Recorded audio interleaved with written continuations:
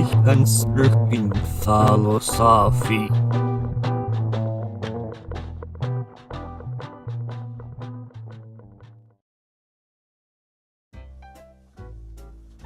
Welcome to the Reconstructing Philosophy podcast. This is the inaugural episode of the show where we will be showcasing philosophy and philosophers in the Southern Ontario region. The aim here is to give philosophers a chance to hear about what their colleagues are working on in the region, and perhaps the public at large can also get a chance to see what philosophers do. And in the process, we'd like to put philosophy in a larger social context. I am Matt Silk, and joining me for the first episode is Dr. Ian MacDonald from the University of Waterloo. Ian's interests lie in the history of philosophy, pragmatism, and the work of Charles Peirce. He has been awarded the Charles Saunders Peirce Essay Prize for his paper, Did Peirce Misrepresent Descartes? Reinvestigating and defended Peirce's case. And relatively recently, he defended his thesis on Peirce's critique of epistemic individualism. Ian, thank you for being here. Thanks for having me, Matt. It's nice to be here for the first episode, too. Oh, thanks. Thanks for agreeing to be the first guest. You're welcome. So, it's kind of interesting that starting this podcast now during the lockdown, or as we're heading into yet another lockdown, I wanted to give philosophers a chance to sort of hear from each other and to hear what they're doing with this. That's kind of my hope. So I suppose I'll start with something simple. So what are you working on right now? So right now I'm working on Peirce, of course, and his pragmatism, his pragmatism, going back to that. Also looking at his semiotic, which is his theory of signs. In large part, that's inspired from some friendships that I've had with other Peirce scholars, including my friend Scott Metzger, who's at the University of McMaster right now, and he's working on Peirce's theory of signs, which I find really interesting, especially in terms of, the nature of representation and the nature of thinking. I'm also working on this project that has to do with another figure who was a contemporary of Peirce's and a good friend of his, W.K. Clifford. He's the celebrated British mathematician working in the Victorian period, in the so-called Victorian crisis of faith. And he's famous for not only his contributions to mathematics, but also his influential address and essay known as The Ethics of Belief. And so I'm interested in that paper and what that's about, and sort of this intersection between what we might consider to be epistemic wrongs, but also ethical wrongs, and understanding the sort of nature of normativity, or what we mean by saying that we ought to believe certain things. And Clifford is widely known, if not notorious, for saying that we always need to believe what the evidence leads us to, or what the evidence supports. And so there's these sorts of questions that I'm starting to ask. And so it's both these figures of Peirce and Clifford that I'm working on right now. So Clifford's an interesting figure because he was somebody who thought that you should always have evidence. You should have sufficient reason to believe anything, and to not to do so would be an ethical wrong. Is that right? That's correct. And so the question here is, what is the nature of that ethical wrong, right? That it's not just an epistemic wrong, but what does it mean for something to be wrong according to Clifford? And you said so, and I don't want to interrupt your next line of questioning, so go ahead. Clifford sort of spearheaded this whole sort of interest in ethical issues regarding essentially knowledge claims. And maybe we should start where this kind of started, because he has a kind of interesting example that he sort of leads with. Yes. The ship example. Would you care to explain that, or?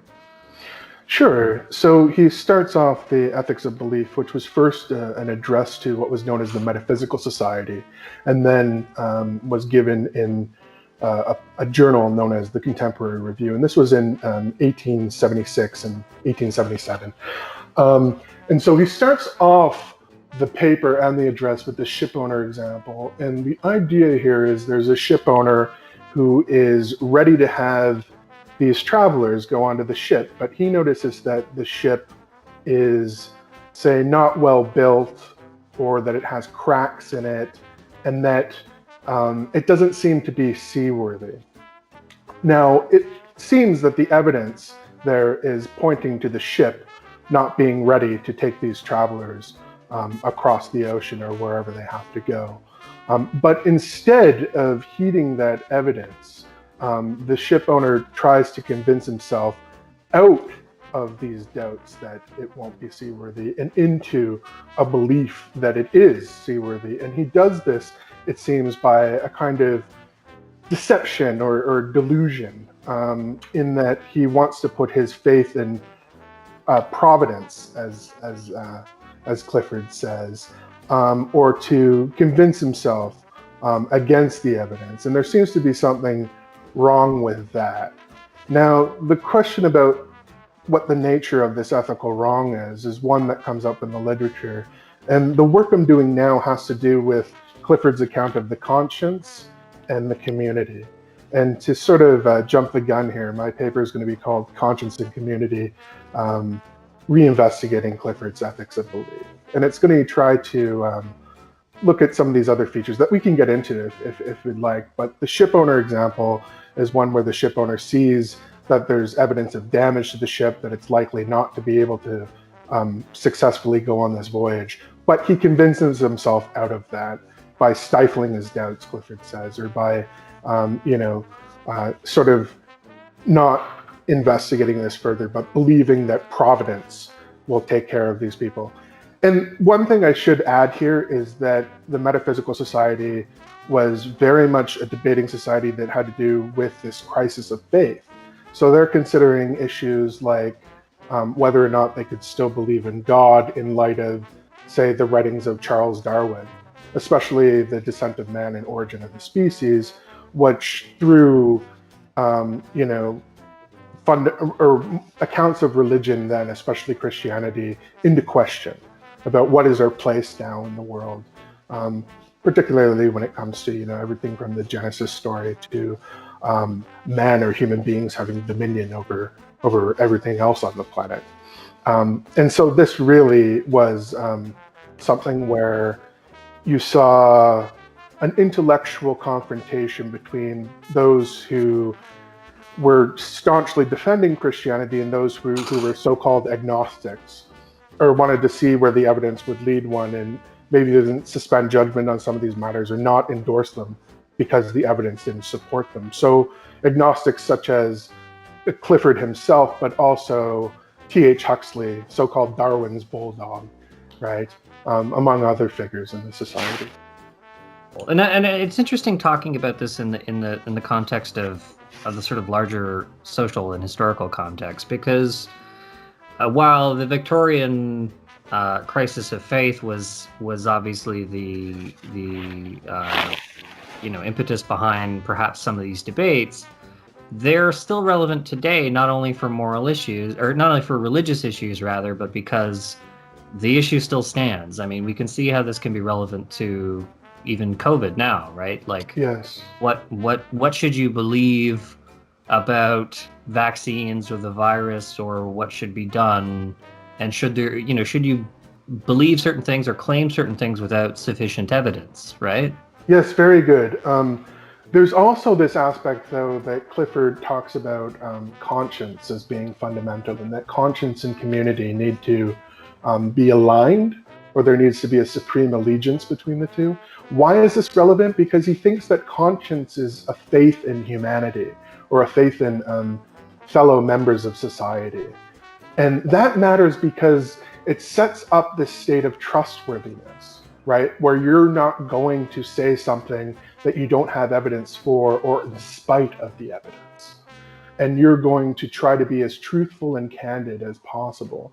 And now that matters, especially if we're living in a society where we need to have that sense of trust when it comes to gaining reliable information. If anything, this pandemic has shown us what a collective action problem we're facing. He really insists that we need to have this kind of trustworthiness as a base, a faith in our fellow members of society. And that's why the ship owner example, where the ship owner turns away from that evidence or tries to stifle his own doubts for a private pleasure as Clifford might put it. That really matters because the ethics of belief for Clifford is something that's public and communal. And he always thinks that right and wrong are going to relate to the conscience in the community. So he thinks that there's this evolutionary account of the conscience too, that Darwin had given, and I believe it was The Descent of Man, where conscience is going to have this sort of voice, as we sometimes speak of it, where it's going to be this tribal or communal self. Now, this interests me, of course, Matt, because my work on Peirce has to do with the community of inquiry, community of investigators, or community of philosophers, right? As opposed to a kind of epistemic individualism, which I don't think is viable to making intellectual progress, if not ethical progress. Right? Yeah. So Clifford establishes a fairly, I suppose we could call it a strong principle, right? What he says is it is wrong always, everywhere, and for anyone to believe anything on insufficient evidence. That's correct. Now, one of the questions I have, now this relates to issues that philosophers of science are tackling in a contemporary setting, which is the idea of inductive risk. And I'm curious about how this fits into the concept of Clifford's principle, particularly as it relates to the idea of what constitutes sufficient evidence. Good. Right. So if we were to consider the ship example again, where it's not merely that the ship owner sort of convinces himself the ship is seaworthy because he doesn't want to lose out on his shipment or a contract or something like that, but what if the cargo is like humanitarian aid, you know what I mean, and it's desperately needed, and so the question is still, is the ship seaworthy? Except now you have an issue where there are negative consequences for being wrong on both sides. If the ship is seaworthy and you're wrong about that, or if the ship is not seaworthy and you're not and you're wrong about that, then bad things can happen. And so, in inductive risk situations, there is this question about, well, how much evidence should be sufficient given the possible downsides of being wrong? Of course, obviously, this fits in with the larger community, right? Because these are larger social consequences of being wrong. You know what I mean? Like if you're wrong about the ship being seaworthy, and you say it's not seaworthy, but it is, and it's got all this humanitarian aid, well, then those people don't get that aid, right? It affects the community at large. It's a social, moral stake. Yes. I think that's right, and you put it in a good way. I mean, this really provokes thought, doesn't it? At the same time, I mean, when it comes to this sort of inductive risk we would take, we would want to make sure that the vital supplies aboard that ship can safely make their way to wherever they need to make their way to. Now, I think what you're describing is a kind of urgent or emergency situation, right? Where it seems like that's why we need to take those risks. But at the same time, we would want to make sure that we don't take reckless risks or this sort of thing, especially if those vital supplies are aboard that ship. We would want to consult, say, expert authorities on this. And Clifford does have a section that's devoted to expert authorities and how we can put our trust in them, right? And again, it's placing one's trust in others that I think does matter, especially circling back to the ship owner example and this need for members of society to do things within the spirit of good faith, right? And so is it a matter of earnestness then, or is it a matter of because again you could adopt different standards of evidence, right? When we talk about a statistically significant claim, for example, we might adopt different standards of evidence, like I need to be 90% confident or 99% sure, right? Yes. But in other cases, we may adopt a lower standard. We may say we only need 80% confidence or something like that. So does the sufficiency of evidence then, is that just a matter for experts to determine, or is there something else that needs to be involved? Because again, No, not these to are good jump that. questions. These are good questions, Matt. I really do think so. But can I just address a few little points before we dig Oh, right into sure, them? yeah. Yeah. So one of the things here is this is not to correct you because you're right that people talk about what you described as Clifford's principle, as his principle, right? Is his evidentialist principle. But principle suggests that it's something that's primary or a starting place, when in fact, if you look at the text, he articulates that statement at the very end of the section called the duty of inquiry. And a lot comes before that statement, which is quite relevant to it. It bears on it. And so I almost look at it as a kind of conclusion or concluding statement of that first section, the duty of inquiry. But that's just one sort of exegetical point that we don't need to make too much of, but it's just something to know, is that he doesn't actually start from there. There's a lot that goes into it, including those examples, one of them being the ship owner that he begins with. But another thing that has to do with induction that I think is quite relevant here is what he calls this assumption about the uniformity of nature. And what he wants to say there is that we make incremental progress. And the incremental progress comes from testing and investigating things further. There's very much a pragmatic aspect to this.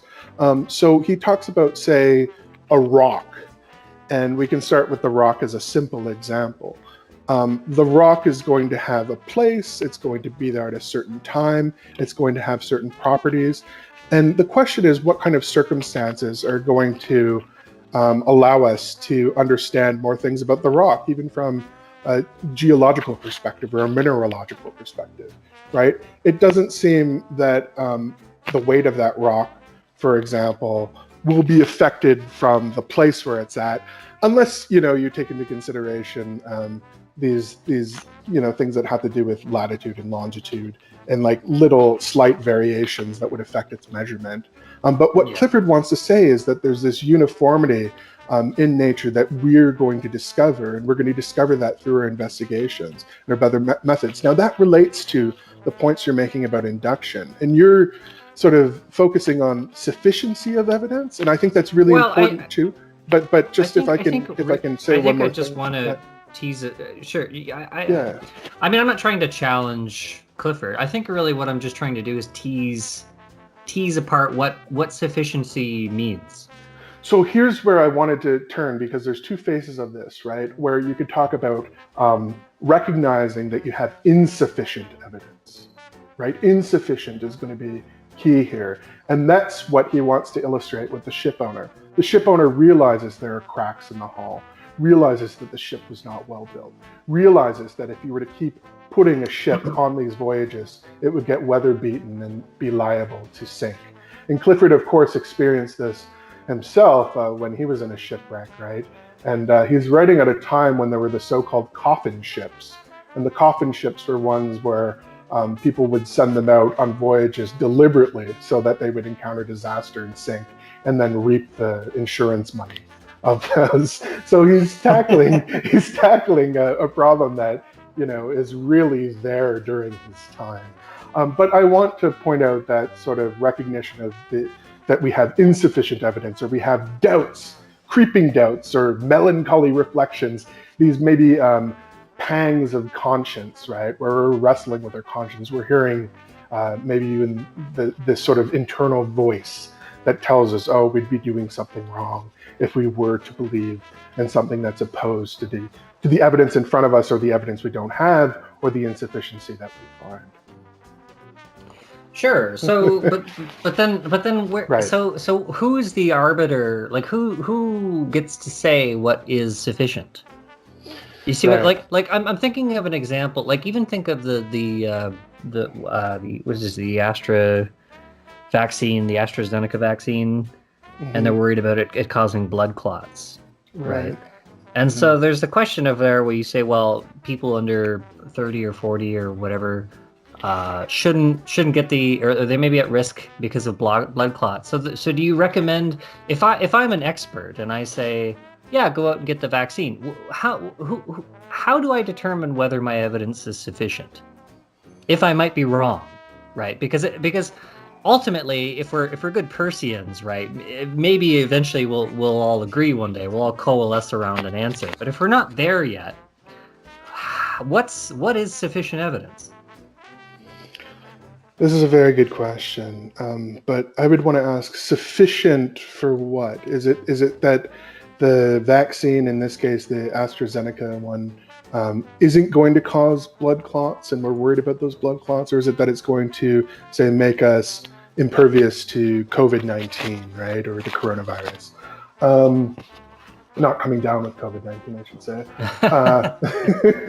If we get into these finer points, I think that does matter. But you're right. I mean, there are these urgent situations where, we start asking ourselves, well, who do we trust, and do we have sufficient evidence at this moment? It's a really difficult question to tackle. The reason I brought up Clifford's notion of the uniformity of nature is because it shows that he has this dynamic view where you make incremental progress. And he knows that science is not in the state now, or even then when he was writing, that it could give us any definitive answers. Rather, we actually reach a state of belief where we don't have seemingly any real doubts about it. It's actually quite Peircean in that way. Clifford, after all, if you recall at the very end of that paper, he gives the example of fire burns, and that fire would burn a child, or it would burn anyone. But he talks about the example, and it's quite graphic, I know, but of a burnt child, or a child that's been in a fire, and of course that child is going to fear the presence of fire and know that fire will burn. But we're in a situation akin to that, where we know that fire will burn too. It's just, we might not be afraid of fire to the degree that a burnt child would be. But nonetheless, we don't have any real doubts about it. Now that might be what we reach at the end of inquiry, or when science has delivered its verdict. So it sounds like sufficiency should then be sort of understood through the lens of method and experimental method. Mm-hmm. Because even if you're you are a vaccine expert and you have been asked if one of the vaccines is safe or not, and you may not know that for sure, but you can give for the expert, the sufficiency of the belief is tied to the methodology which has led to the conclusion so far. Mm-hmm. And perhaps if we qualify what we state in light of that, then perhaps it's that sort of colors how we understand sufficiency in that situation. Mm-hmm. Does that?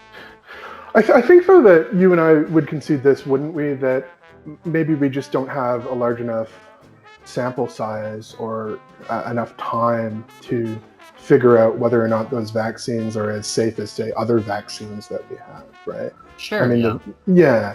And so there is a real concern about that, but now there might be a trade-off about whether or not by refraining from taking that vaccine, we put ourselves at risk of catching this virus and then spreading it throughout our society. And that really is quite a great risk that we'd be taking, particularly because you've noted other things besides mortality that matter, such as blood clots, right? And I certainly don't want to encounter any blood clots. I think you're raising some difficult questions, which I'm trying to probe in this paper that I'm writing, and so I definitely have found this helpful. I mean, I mean, I'm not mm-hmm. trying to object to. No, we're trying to figure things out. Yeah, exactly. So I mean, it's an interesting idea because, if Dr. Fauci says something on the news, should Americans believe it? Should they not believe it? There's this struggle about what they believe, and there's been a lot of doubt that's been created because of even the issue of masks. Should you wear a mask? Should you not wear a mask? Originally, they said you shouldn't wear a mask because you'd be more likely to touch your face.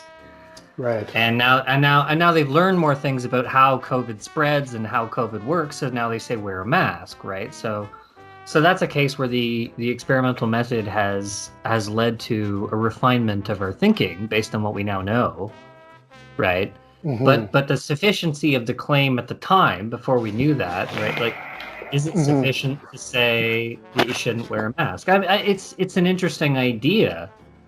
But here's what could clog or cramp a refinement of those ideas in the progress of science, right? It's if someone were to go against what they consider to be good evidence pointing in the other direction, or realize that they don't have enough evidence for their belief, but they want to believe anyway for personal gain or some private pleasure or something like this, right?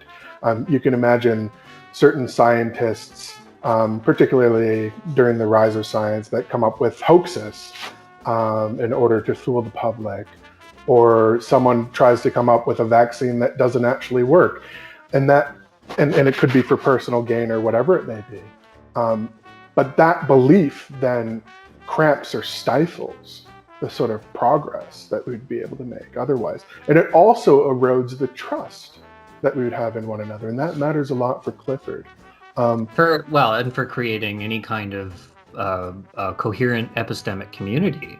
Nice. So yes, the conditions of that, right, for both this epistemic community, but also, one that's ethical too and concerned with the community. Now, if I can boomerang back to what originally sparked some of this paper, The Ethics of Belief, it's that Huxley in the Metaphysical Society had given this address to them just prior to Clifford, in the same year actually, 1876, on the evidence for the resurrection of Jesus Christ, that is, and whether or not there was sufficient evidence for it, right, or whether the evidence would be found to be insufficient and a belief in it would therefore be wrong. And he argued that actually it's not just an intellectual failing, but it would be a moral failing to encourage this belief because of, everything else that could come with a belief in that, as we probably know. But, Huxley had said, well, look, at the time of Christ, a lot of people didn't know that there's a difference between what's called a somatic death and what's called molecular death. Somatic death is one where there just aren't vital signs, but yet the vital organs are still intact. And this sometimes happens, actually. He mentions a case in India where it happens. There's cases of it with so-called zombies, if you know about this, in the Caribbean, where people have been given the venom or poison of a pufferfish, and it shuts down these vital signs for a while, but then they're able to recover from this. And people think that this is miraculous, and they think it's a miracle.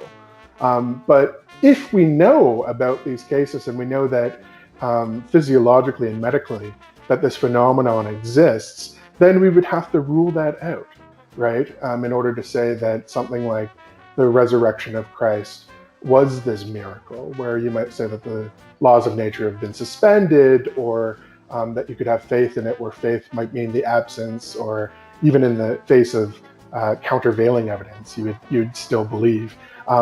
Huxley was, again, an agnostic, and he had presented this paper just prior to Clifford's The Ethics of Belief. And the reason this matters is because he says it's not just an intellectual failing, but a moral failing also, where now we don't seem to be able to trust one another if we don't do what's considered to be this kind of vigorous investigation into these matters, and even consult those who would be, say, physicians, who could tell you that indeed these phenomena exist and we'd need to rule them out before we declare a miracle. So it seems like what you're suggesting is that, it's not, Clifford isn't really interested in the question of sufficient evidence per se. I mean, obviously that's an important question, right? But It is. he seems, the thrust of the paper is essentially an argument against believing something without any sufficient evidence. Or insufficient evidence upon insufficient evidence, right? Like, even if you recall, I was calling it a concluding statement, but we can call it Clifford's evidentialist principle. But if you read it again, what was it? It is wrong always, everywhere, and for anyone to believe upon insufficient evidence. Isn't that how it goes? I'm going by memory here, Matt. Yeah. But I mean, it seems like the central thrust seems to be, like Clifford has in mind the wishful thinker, the person who wants to believe something for essentially no good reason. Good, yeah. As opposed to believing something for little reason, even though you're more concerned about the risk of being wrong. So maybe Clifford isn't really addressing that at all.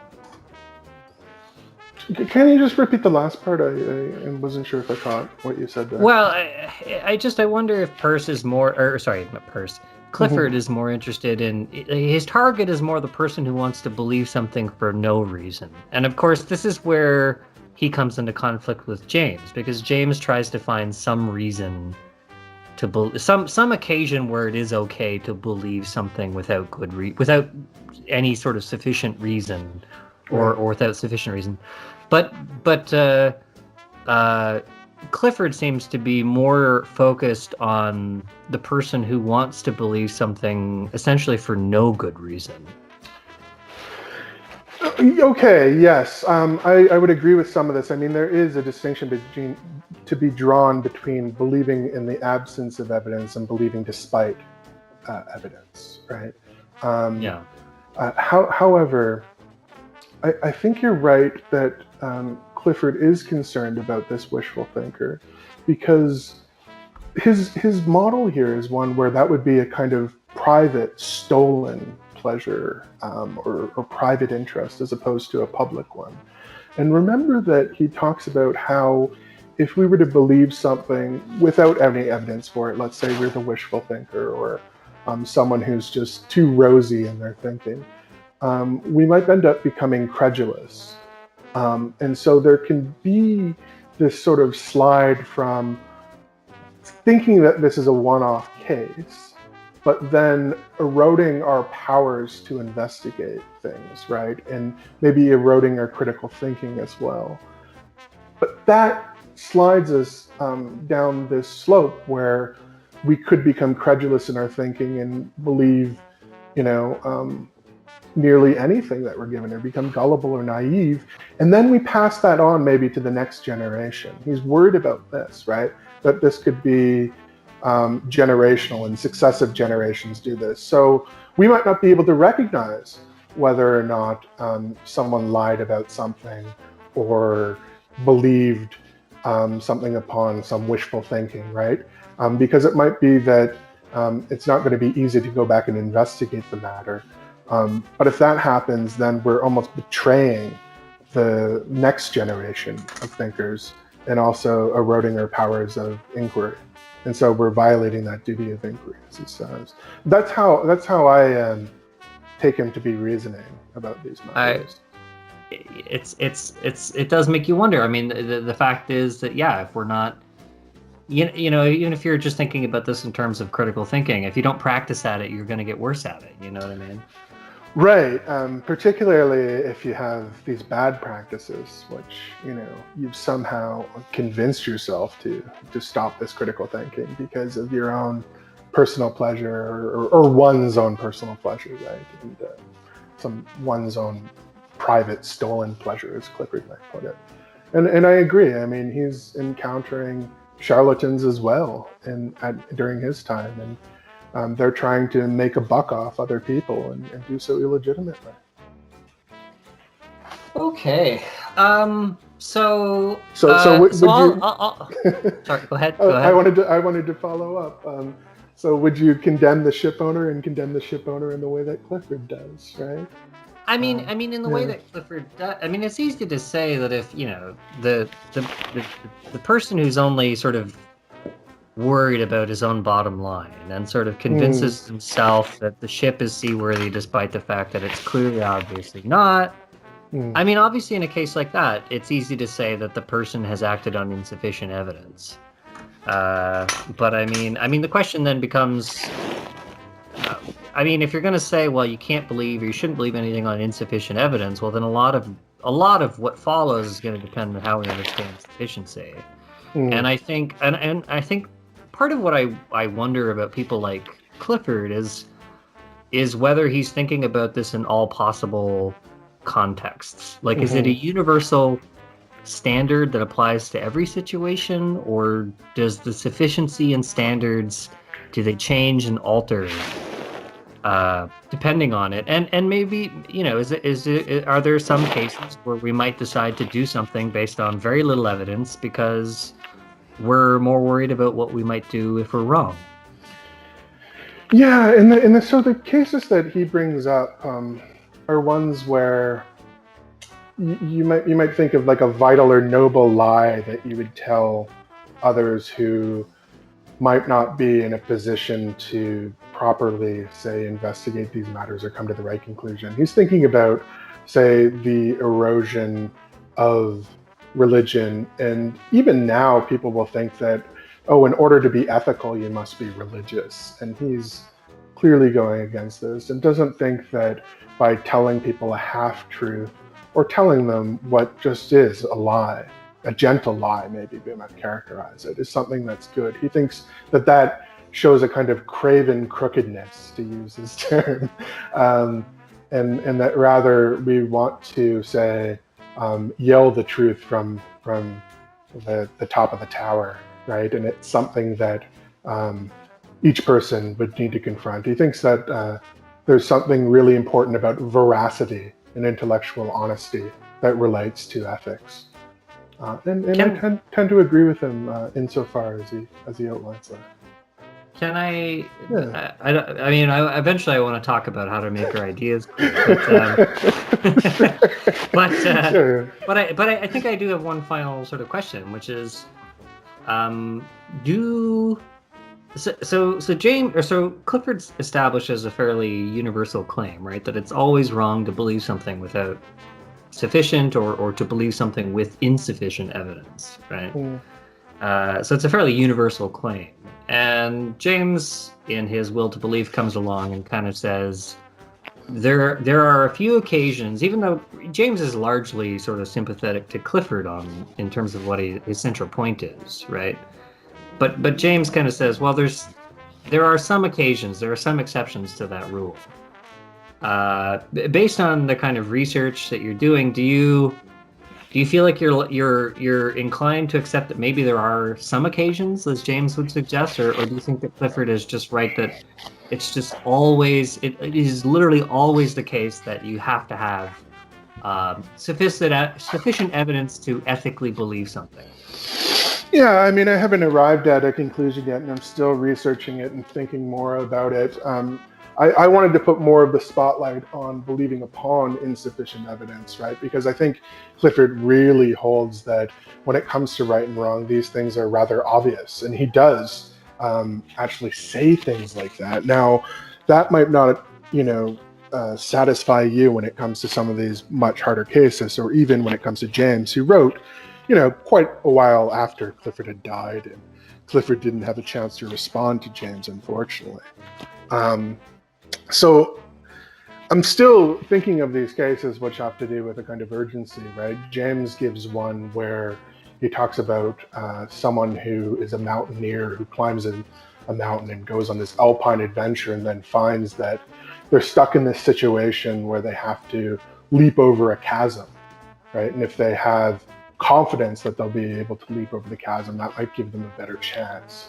That might constitute a prudential reason rather than an evidential one. But of course, this depends too, right? Like going back to the example that you gave about the ship that is trying to transport vital supplies. If that ship needs to make a sort of treacherous voyage that no reasonable person thinks it could make, then I think we would have strong evidence not to send that ship out there. In the same way that if the chasm was, say, 30 meters wide, we're not going to expect the climber to be able to make that jump, and it might be simply suicide to do so. But these are going to matter on the cases, of course. And I need to think about these things further, no doubt. I'm trying, as you can probably see, Matt, to understand what Clifford's central argument was and whether or not it squares with what some of the contemporary scholars are saying about it.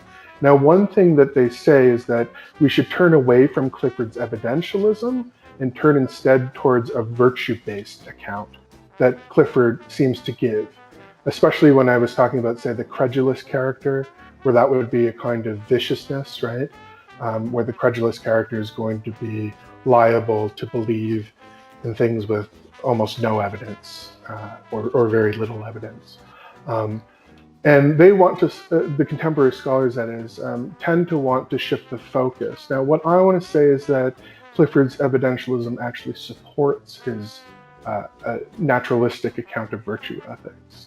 Because again, it's naturalistic because he wants to give this account of conscience that relates to Darwin's account, and also the community that relates to his scientific aspirations. And so I'm trying to see whether or not these things cohere, and whether or not contemporary scholars are right about this. This is why I'm sort of fixated on the letter of Clifford's writing right now.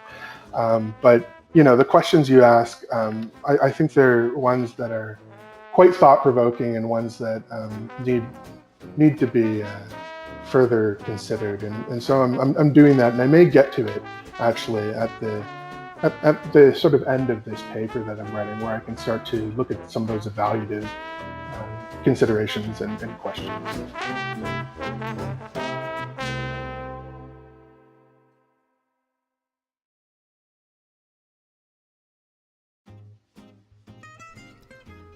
So it seems like we're shifting to Peirce now. When I asked you to do this podcast, I asked you what you wanted to talk about, and you said you wanted to talk about how to make our ideas clear. Right. By Charles Peirce, written in 1877 for Popular Science Monthly. As we were talking about before we started, Popular Science is a fairly old publication. It was actually 6 years old by the time that Peirce published this article.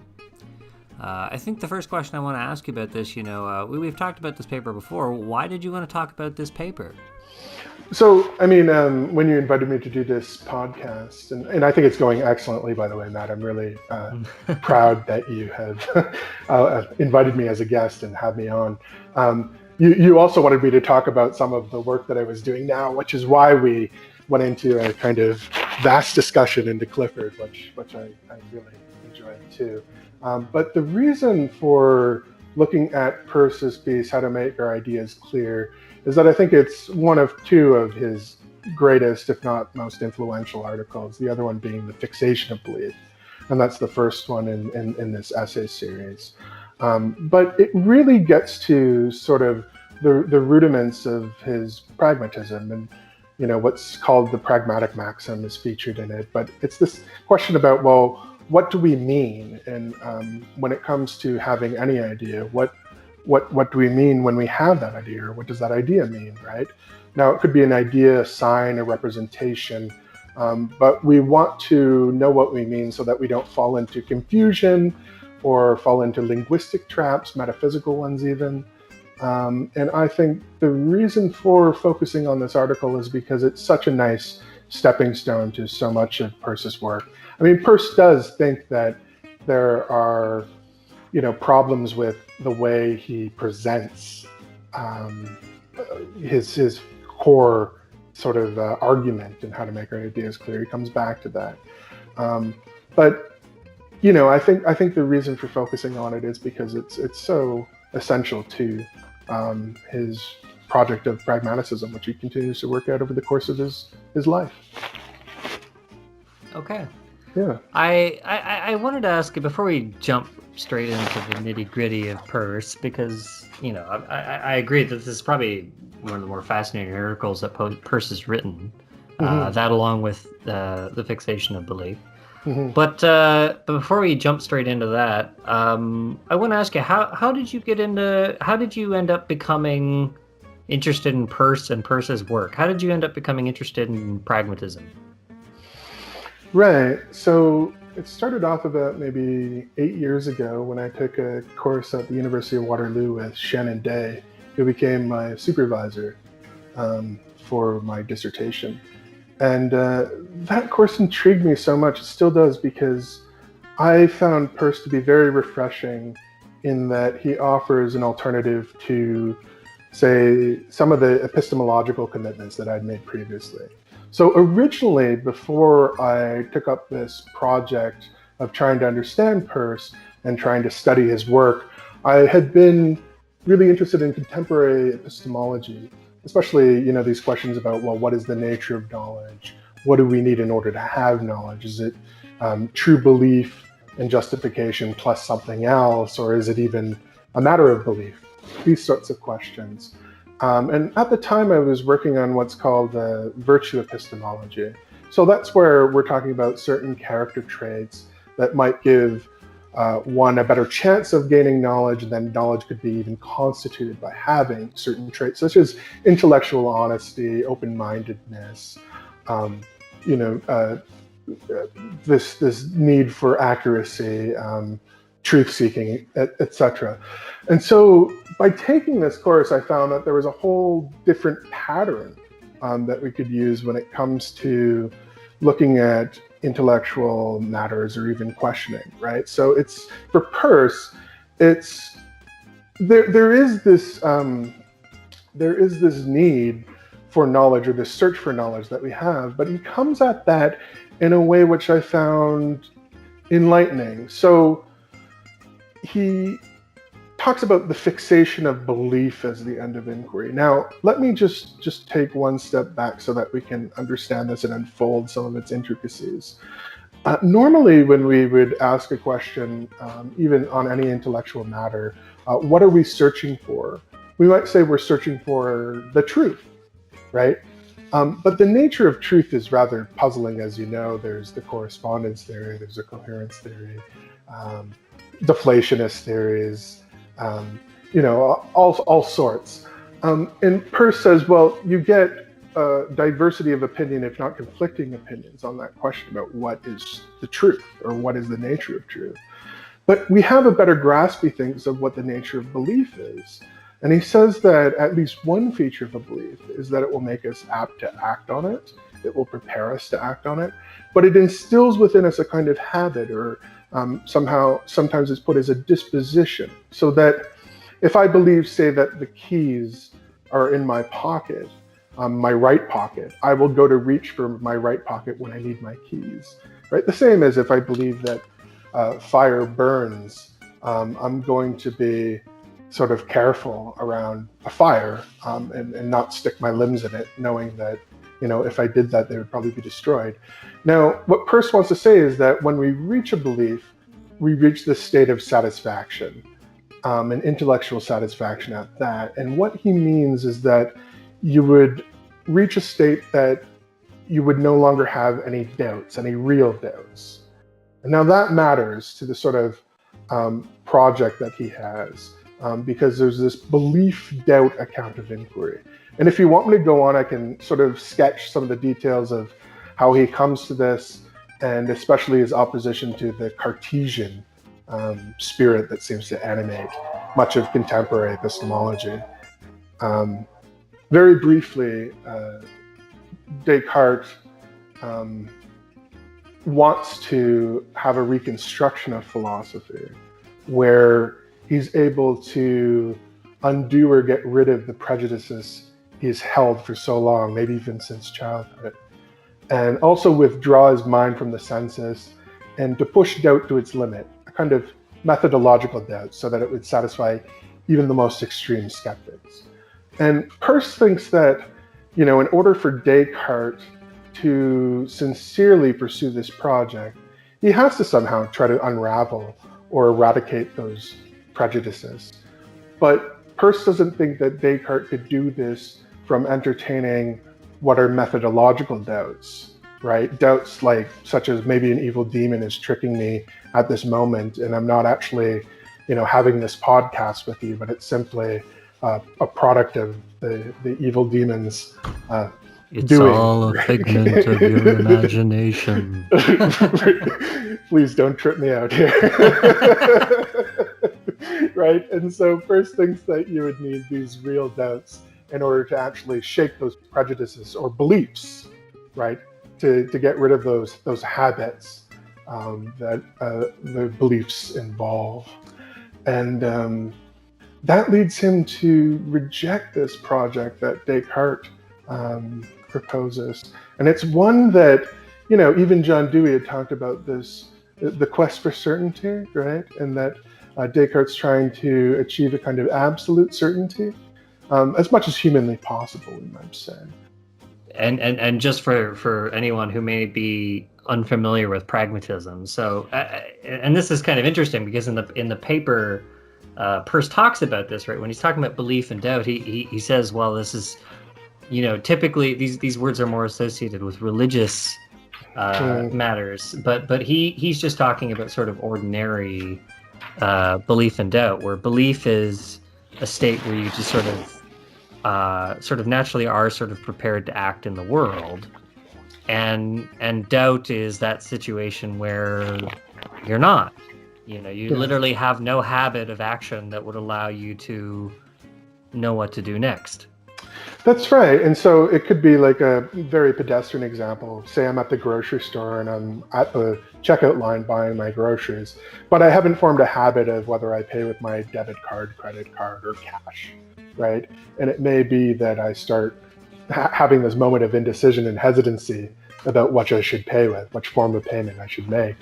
And Peirce would even consider that to be a doubt if we look at it with a kind of mental microscope, as he says, right? And he gives the example of, I think, a horse car and paying either with a nickel or some pennies. five coppers. Right. Different currency there. But the sort of intellectual currency, I think, is the same, where, we would be in this state of hesitancy. We haven't formed that habit. And so he's going to characterize belief and doubt quite broadly, more so than those grave matters that he talks about earlier. Yes, go ahead. I think that that way of understanding belief and doubt is so important to understanding pragmatism. It is. Because if you don't understand that when Peirce or Dewey, whoever, is talking about doubt as a kind of situation where, maybe you're just not sure about how you want to pay a bill, right? Or pay my fare. Do I pay with cash? Do I pay with debit? Do I, what do I do? That's a kind of doubt, right? It's a kind of situation where you don't know how to proceed, right? And so you got to think about it. And if you don't quite grasp that, then you're not. If you don't quite grasp it, that's what the pragmatists are talking about when they talk about doubt. Then you may be more liable to start confusing things. That's right. It creates we're in the midst of a problem situation where we need to solve a problem, right? Or we need to try to, as Peirce might put it, escape a real doubt that we're having, the irritation of doubt. And he'll consider inquiry to be this struggle to escape or satisfy doubt.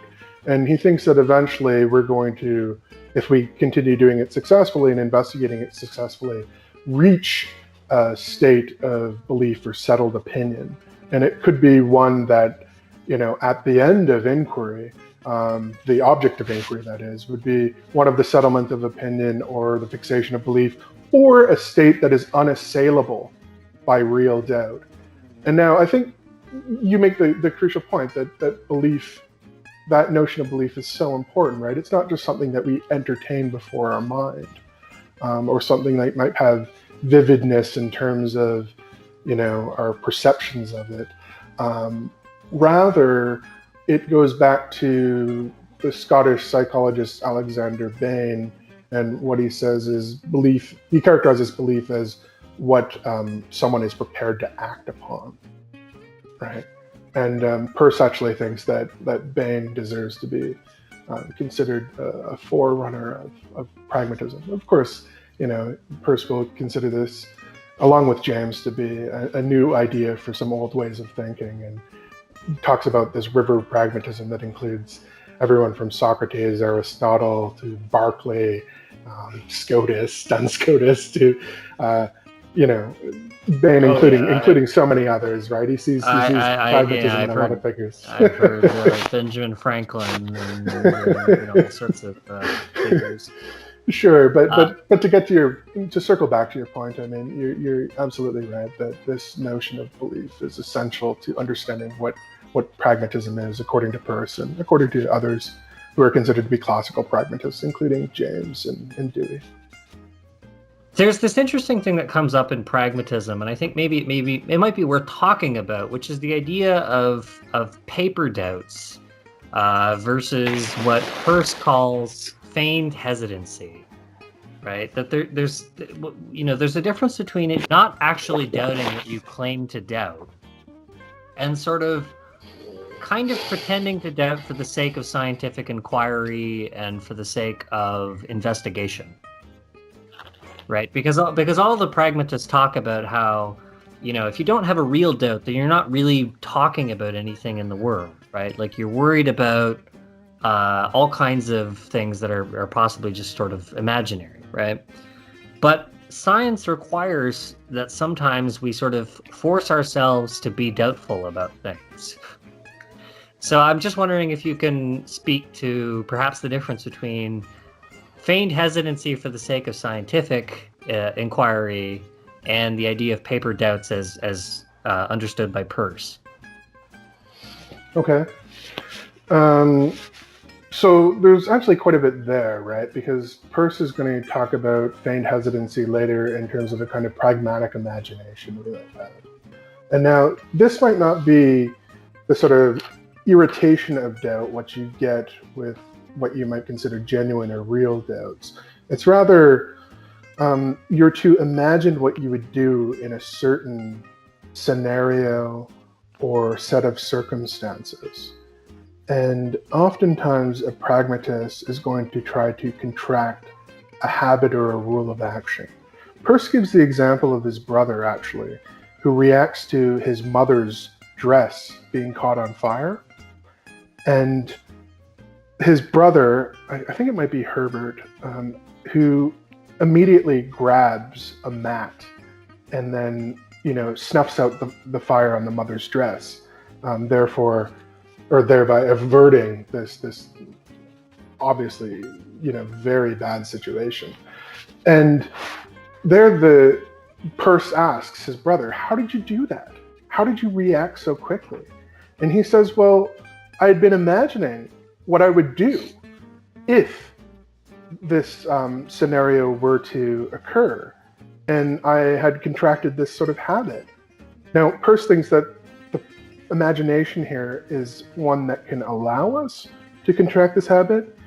It's a kind of feigned hesitancy, right? And feigned maybe for the sake of thinking of future events that would call for certain habits.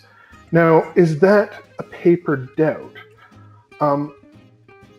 I don't see that as being, quite in accord with what Peirce says about the nature of doubt having this kind of irritation in the same way. But I'm trying to catch my thoughts on this because it's not an easy question to answer that you pose. It's actually one that scholars have taken different stances on. How do you see it, Matt? Do you see this as being a matter of paper doubts when it comes to feigned hesitancy? And if it is, then that does go against what Peirce says, because when he talks about paper doubts, right, he means that there's like no weight behind them, that they really are something that might be a product of fictions and that seemingly don't have this irritation either. But I'd want to hear your thoughts, and I'll try to maybe catch up with my own. I mean, I think we always have to remember that doubt and, we're talking about doubt. We're also talking essentially about belief, and belief is always going to be attached to, action in the world. And so the question is, when we, when we're dealing with a paper doubt, is there any actual reason at all to think that this could actually affect anything in the world? So in the case of, for example, Descartes, where there's the doubt that is created by the possibility of an evil demon who might be deceiving you, and that's a little bit different from a scientist who tries to sort of question whether he fully comprehends like how atoms work. You know what I mean? Like like the possibility that you could, misunderstand something, and would therefore would engage in the kind of experimental practices that would allow you to investigate some question. Like I think all that is driven by things that seem slightly more realistic and likely to affect action versus things that are just sort of purely imaginary and are sort of based on nothing. Right. So if there weren't going to be any difference in conceivable effects, you might say, well, then it appears that the difference between those ideas is meaningless. At least at Well, this sort. it's tough to say, I suppose, because I mean, if the evil demon is real, then that probably would have a conceivable effect, right? Mhm. I mean, presumably, if you're able to verify that, then you would know that, for example, nothing of what you thought you believed was actually correct at all, because you've been able to determine that it's all an illusion. Right. But But now, if but I it's think something that goes beyond any possible investigation or any possible inquiry, right, this really does call in question whether or not this is a legitimate hypothesis, whether or not it's going to have any sort of conceptual meaning for us. well, would it be the kind of thing that would stop you from acting in the world? I think. Because I think, I mean, I'm not sure if this is the way Peirce might put it, but I mean, the thing about the Descartes demon example is that even if Descartes were right and there was a demon sort of fooling you about everything, I'm not really sure if you'd be able to escape that anyways. Hmm. You know what I mean? Like, you live in the world, you just kind of have to act in the world, regardless. Perhaps to gain some traction here, we could go with Peirce's example now. It's one that rather seems a bit arcane, I know, but it has to do with whether or not um, ordinary bread could be blessed by a priest and changed into the body of Christ, or that Sure, yeah. wine, right, table wine, could be blessed and transformed into the blood of Christ. This doctrine of transubstantiation, according to Catholics, I believe. Um, and so, just imagine we don't know whether or not that wine's been blessed. And to both of us, it seems like ordinary table wine. We might say, oh, that's a Pinot Noir, if we're, sommeliers even, or if we know a lot about wine. If we're the fancy wine drinking types. Sure, right? But then if it turns out that there aren't any conceivable differences, effects, or even differences in our expectations after investigating both those samples of wine after innumerable investigations, it's not clear to me that there's a practical difference there, that there's a meaningful one, right? Because remember, if it's going to be blood, there's going to be hemoglobin in it, or white blood cells, or whatever else. But if none of that is detectable in the table wine, what use is there calling it blood? And can we actually sort of coherently, from a conceptual point of view, say that that is blood, given that it's so divorced from what's familiar to us when it comes to blood, right? When Peirce is working out how to make our ideas clear and trying to come up with these techniques, he'll start with certain grades of clarity. The first one being a kind of familiarity, where we don't have any hesitancy about the matter, right? I mean, I don't think we'd have any hesitancy in determining whether something in a normal situation like that would be wine. We likely wouldn't come to the conclusion immediately that it's blood. But then there's this next grade, which is definition, right? And how we would define blood, how we would define wine. And then the third grade, which is this pragmatic grade of clarity with the pragmatic maxim, where we're to look to these conceivable effects.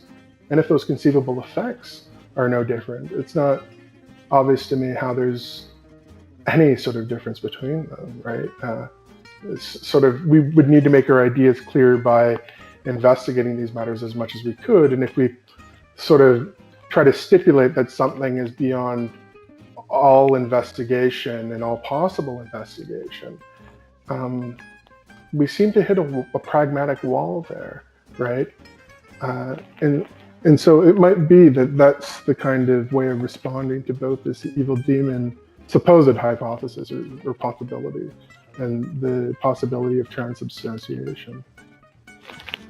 Sure. So it's kind of interesting at rereading How to Make Our Ideas Clear. Obviously, I've read it before, but in rereading it now, it's kind of interesting because you see Peirce. He sort of talks about these issues of doubt and belief, and the idea of adding a third grade of clearness that goes beyond mere abstract definition, right? Which is your second grade. And then your first grade of clearness, which is familiarity, right? You always sort of know it when you see it, kind of thing. And Peirce is critical of the first because he says, you can, that's just a subjective thing. Anyone can sort of claim that something is very clear to them, and it may not be. And then you have the second grade, which is, well, can we provide some sort of abstract definition? And then to that he says, well, we never learn anything new by simply analyzing definitions. Right. And so then he comes to this third grade of clearness, right, which is sort of him, how he eventually sets up the formulation of the pragmatic maxim, right? So he says, all right, well we aim to create belief, and beliefs are about enabling habits, and habits are stimulated by what we perceive, and we sort of act in order to achieve some sort of sensible result. And this is how he ties the idea of the third grade of clearness into the idea of action. Now, for some Peirce scholars, they sort of take Peirce and read Peirce as simply kind of, essentially, you can almost sort of read it as adding just a sort of an empirical element on top of Descartes. You know what I mean? Like if you weren't a Peirce scholar and you were just reading this and you see Peirce sort of talking about how, if we're trying to get clear about what a concept is, it's great to having an abstract definition, but there has to be some sort of empirical, sensible connection to whatever it is we're talking about. But Peirce, and for some Peirce scholars, like they believe that, whereas for other Peirce scholars, they seem to think that he means something more. And so I think what I want to maybe hear from you about is, what do you think Peirce actually takes to mean by the practical? Like, is it just the sensible results? And in which case is Peirce doing anything different from, for example, the logical empiricists, or is there something more to action that Peirce means beyond mere sense?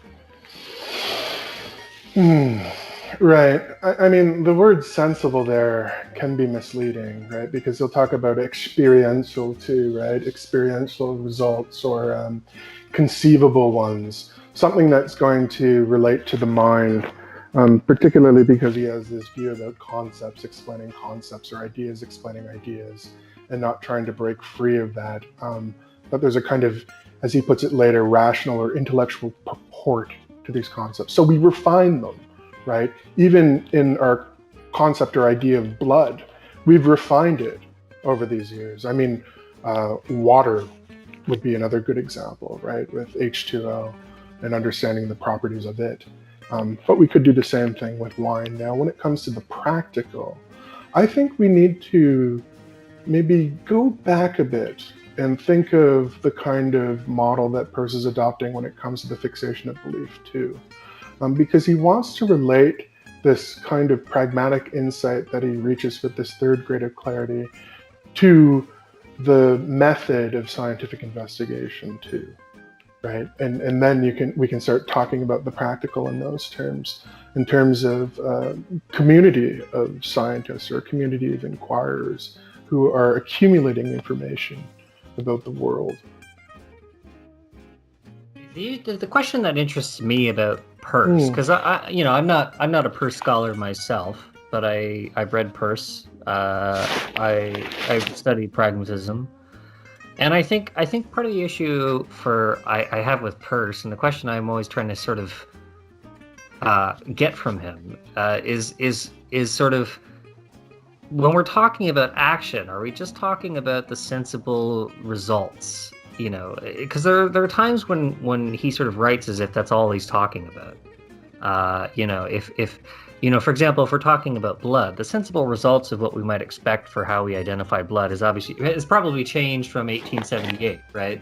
The way we would identify blood today probably depends less upon like the color of the liquid or the viscosity of it or something like that, and more about what it looks like under a microscope and the sort of physical properties of what blood is and what blood does.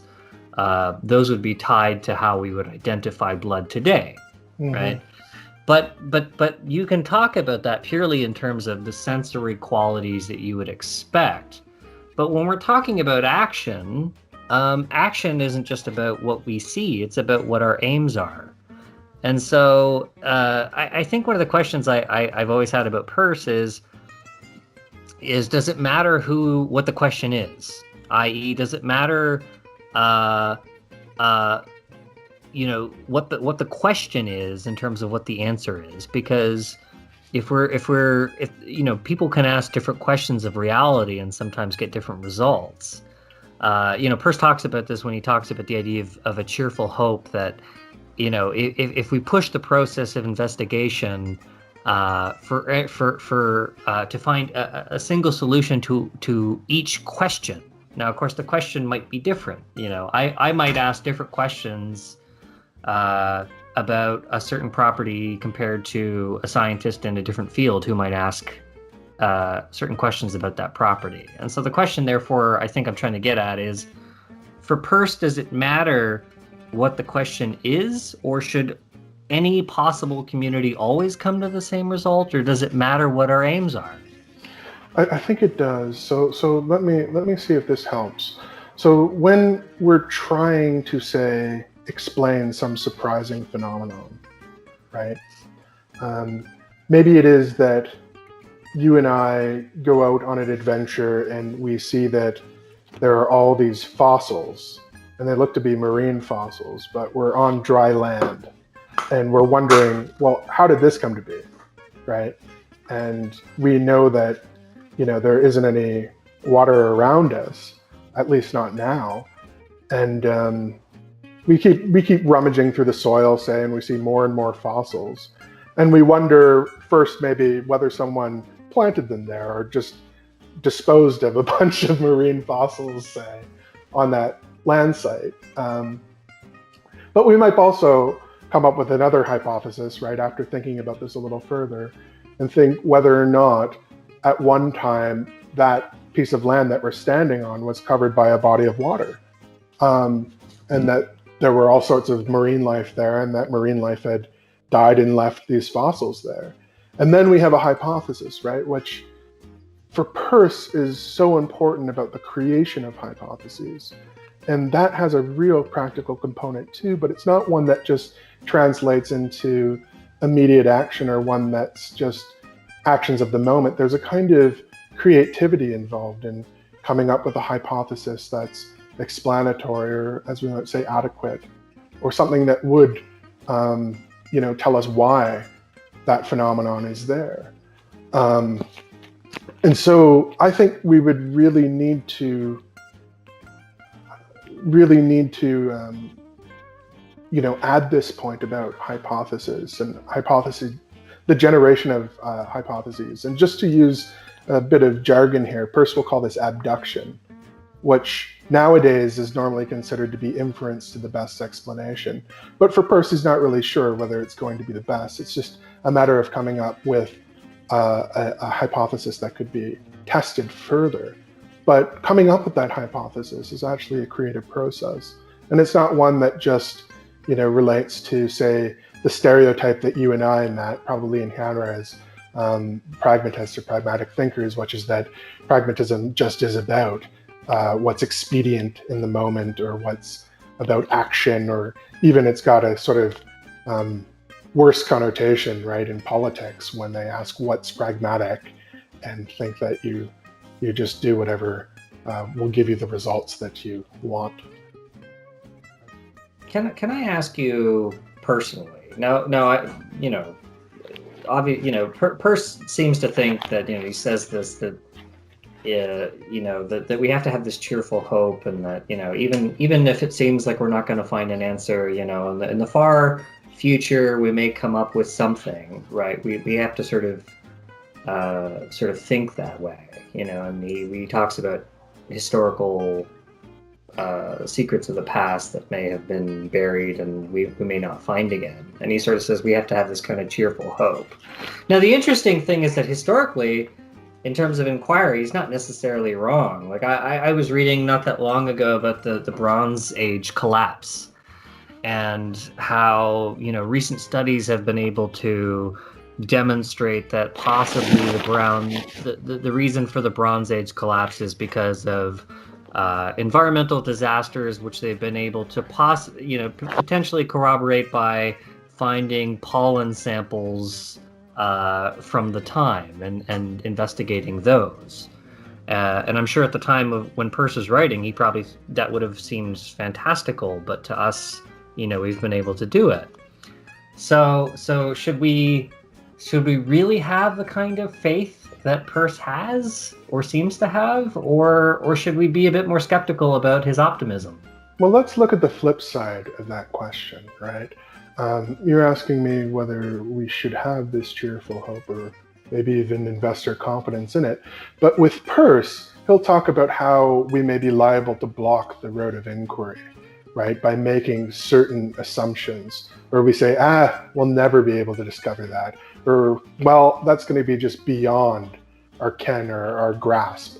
And he thinks that this is an illegitimate move because, again, that might be putting forth a hypothesis that just is trying to give you something that you could never explain, right? The inexplicable, something that would transcend all minds. And he thinks that that's an unwarranted assumption, and actually one that he finds to be cognitively meaningless. So remember, he gives in How to Make Our Ideas Clear that one example of Auguste Comte, the positivist, who says that we will never be able to find out. I don't know if it's some properties about the sun, right? Perhaps understanding the composition of the sun, the material composition of it, or some other matter. And then Peirce says, well, no sooner than the ink dried on his page that they were able to make discoveries through the spectroscope, I think it was.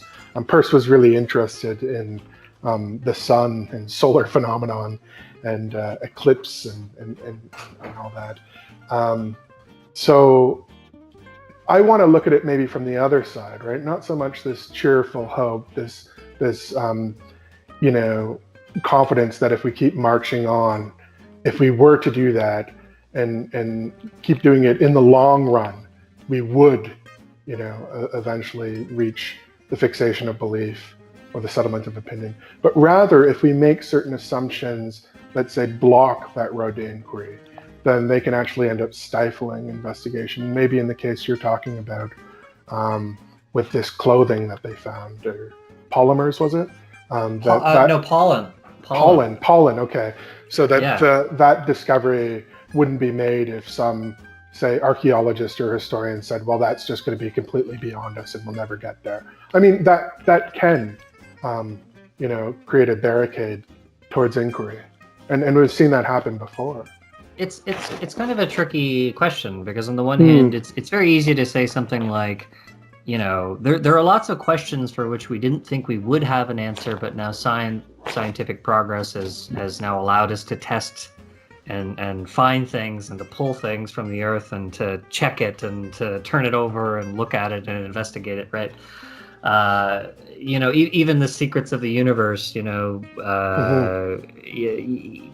with the efforts now that are being put into mining asteroids and stuff like that, I'm sure in the coming decades we'll find out all kinds of things about the universe that we probably didn't think we would ever know. But the question is whether we should always have that. And of course, it's better to adopt that habit, because even prudently, because we don't want to block the path of inquiry.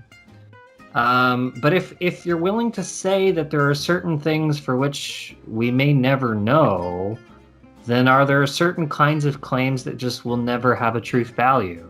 I think is the interesting. For me, it's one of the for my own philosophical interests, it's one of the interesting questions because you see all the pragmatists tackle this question. Yeah, I think there's some things to be said for this, right? Again, Peirce is worried about the kind of rise of positivism there, that is saying that we need direct verification, right? That if something can't be directly verified, then it's meaningless. And we see at least a kind of form of this, and even the writings of the logical positivists later on, right? And they're grappling with how to articulate and clarify the verification principle. Peirce is going to allow maybe as wide a scope as there can be when it comes to verification. But he always wants to think that, if the question that we're asking is meaningful and legitimate, we have to be open to the possibility of it receiving an answer. I think that point is quite important here, but also this other one about reality again, right? He thinks that there's some external permanence, right? There's something that the world is like that doesn't just depend on what our minds think of it, and that it's causing us to have experiences, even sensory experiences, but that we don't want to say that whatever is real is completely outside of our minds or completely outside of the realm of any possible investigation, because he doesn't think that that could be a meaningful notion. Rather, it's that reality is going to relate to what we'd reach at the end of inquiry, at the end of our investigations. But again, this is so tricky because he's subtle here, right? He wants to say that our investigations are still going to have this external permanence. We're still going to have experiences. It's just, those experiences, again, if they're surprising us, they're going to shake our beliefs and lead probably to real doubt. They're going to stimulate and prompt inquiry further. And our beliefs are going to be fixed by this method of scientific investigation. I'm a bit loath to go into this, of course, because this relates to the fixation of belief, and I don't want to try to summarize that whole article, but it does relate to how to make our ideas clear, right? And Peirce is a thinker who always has these kind of interlocking aspects to his thought.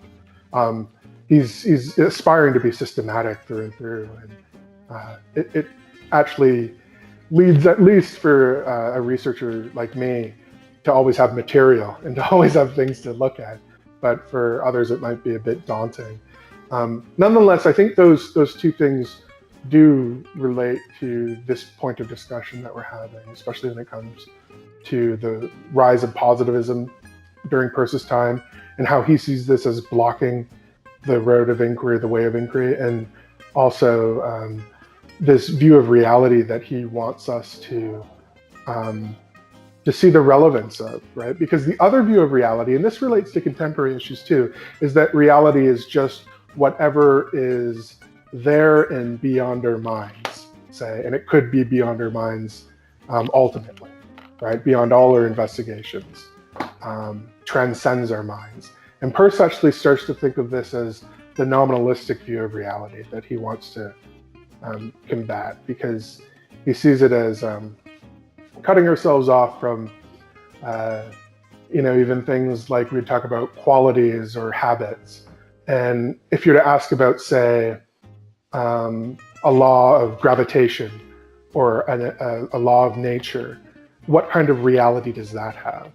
It doesn't seem like it would just be about one object causing another, or two billiard balls smashing together, or that it has to be, these individual particulars of the universe, like things, individual things, right? Because he wants to say that there really is a habit taking, or there really are laws or rules that are governing these behaviors. And this matters again to what he means by belief, right? That belief is going to be, at least involve a habit of action, I should say, right? It establishes within us some habit. So I know that's a lot, but there's a lot in Peirce too, right? And I want to give him a fair shake here. it's a complicated issue. I think every pragmatist kind of struggles with this a little bit, trying to sort of fit a view of the world using language that is often sort of co-opted and used in other philosophies, and it creates a kind of confusion because it's very easy to kind of read Peirce and sometimes fall into the view that maybe he's just talking about some sort of correspondence view, but as you suggested, that's not really what he has in mind. No, especially because I think it relates, at least in How to Make Our Ideas Clear, to this method of fixing belief through scientific investigation, right, or through the method of science.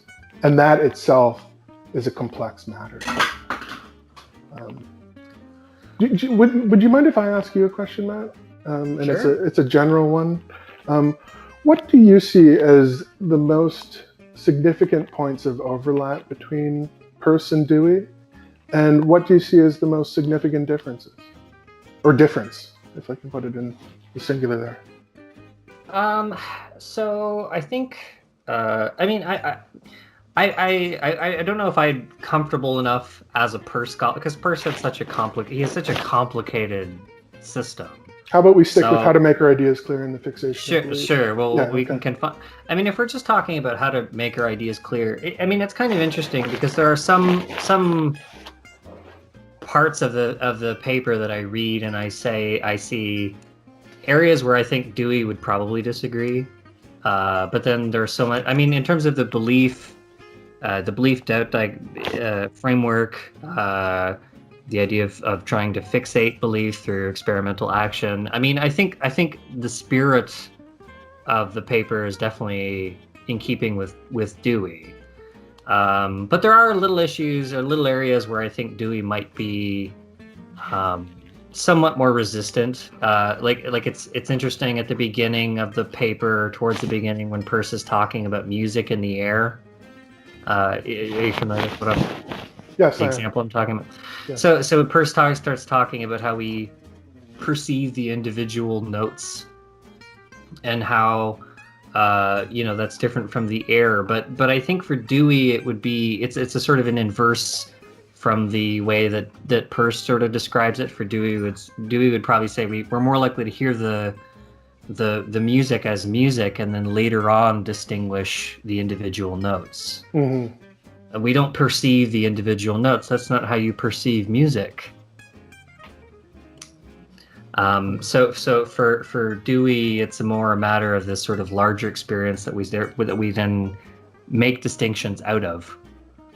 But that being said, I mean, I think one of the interesting things about the concept of even firstness, if I recall correctly, the firstness is really where you do kind of, in a rough sense, bump into the world, right?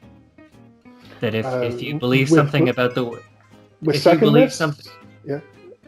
Well, if you believe something about the world and you're wrong, you're at the level of firstness is where you're sort of going to bump into it, right? The world is going to sort of tell you that you're wrong, right? If you think that fire's not hot and you stick your hand in it, well, you're very quickly going to realize that you're wrong, because at a very sort of basic level, you're going to realize that there's going to be a shock to your system.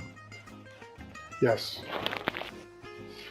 I mean, Peirce gives the other example of some movers who are kind of clumsy, and a walker who's preoccupied and gets hit in the head with a ladder, and you're pretty aware that there's something that is outside of just your mind. When you get hit in the head with a ladder, you're going to feel a reaction and have a response to it, and this is where there is a kind of secondness, right, which is an outward clash or external clash. I think, if I recall, the sort of firstness relates to qualities, and he gives like the example of someone who's asleep and all of a sudden is waking up, and maybe they have the color turquoise in mind, or the color scarlet or something like this, and then of course when they're awoken by the train whistle, the scream of a train whistle, they encounter this secondness because it's something that reaches this outward clash. And then thirdness is going to have to do with habits and regulation. And if you continue with this example of someone in bed who's beside this train tracks or something like this, they say close the door to their home, and all of a sudden the train whistle doesn't seem to start, but then they open it again, and it screams, and then they close it again and say it starts screaming again. They find that, closing and opening the door doesn't really turn on or off the train whistle. But if I recall the example correctly. Sure. Yeah. But I mean, there's really a sort of complexity here. I think. Go ahead. So in terms of overlap between Peirce and Dewey, like I think to some extent that there's a large amount of overlap in terms of how they sort of conceive of experience. But I think, and this is part of the reason why I was asking you about this earlier, was for Dewey, I think it's always going to depend upon the question, right? Like Dewey takes Darwin very seriously, I think. He tends to sort of have this kind of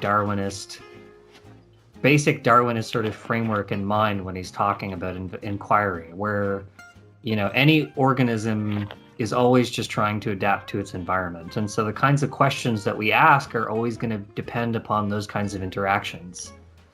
So when we find something doubtful, it's doubtful in a context. We're doubtful because we're not sure how to proceed now. And so, the question is always going to be, what is my aim? What am I trying to accomplish when I formulate a question or propose a hypothesis or propose some protocol that would allow me to test my theory? It's always going to be governed by the local situation of doubt.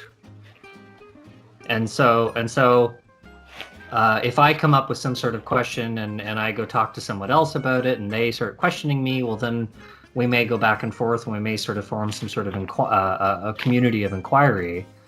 But it's still going to depend upon the specific question in mind, as opposed to any possible question we might have about something. So I say this because I'm thinking of, like, there's a sort of notion, there's a sort of strain within Peirceans about the transhumanist strain, that we need to sort of, that if we're going to inquire to something, it has to be something that would be recognizable to any possible sort of life form who might inquire. Whereas I don't think Dewey would go that far. Yeah, I mean, I'm a bit hesitant to go into this.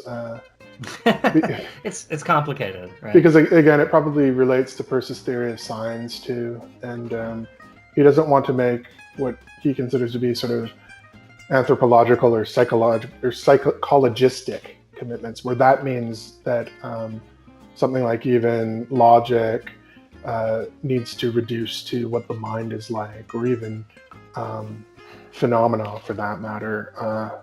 Well, it's tricky because Dewey is very much a sort of